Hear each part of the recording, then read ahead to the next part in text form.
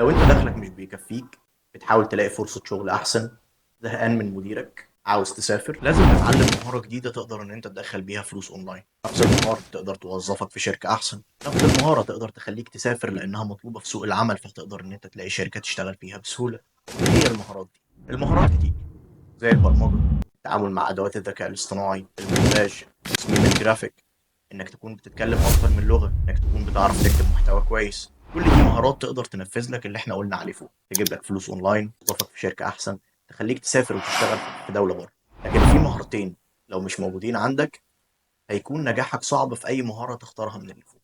هما الماركتينج والسيلز والتسويق والمبيعات. الماركتينج انك تعرف توصل لعميلك، السيلز انك تعرف تبيع للعميل. المهارتين دول لوحدهم لو انت اتعلمتهم تقدر تعمل منهم فلوس انت مش ممكن تتخيلها. انا بكلمك عن ناتج خبرة 8 سنين شغل في مجال الماركتينج والسيلز، والحمد لله اشتغلت في 3 دول وقدرت ان انا انجح.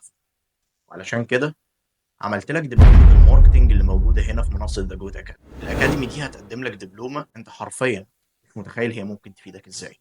مش بقول لك كده عشان انا اللي شرحت الدبلومة دي، لكن انا عارف كويس قوي المعلومات اللي انا حطيتها في الدبلومه دي قادره ان هي تفرق مع اي حد ازاي. انا حرفيا حطيت ال8 سنين اللي انا اتعلمتهم في دبلومه واحده، 8 سنين خبره وتعلم وشغل في دبلومه واحده بس، من غير ما افكر ان في اي حاجه انا محتاج اعينها لنفسي، او ان انا محتاج اشيلها لنفسي وما اديهاش لحد.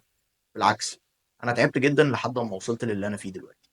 وعلشان كده لما حبيت ان انا اعلم الناس اديتهم كل حاجه انا عرفتها من الالف للياء، علشان كل شخص يقدر ان هو يستفاد فعلا. لو عاوز تغير حياتك للاحسن تقدر تاخد الدبلومه دي دلوقتي، ساعتها هتقدر انك تعمل فلوس كتير قوي لوحدك، وكمان الشركات في مصر والخليج هم اللي هيتخانقوا عليك.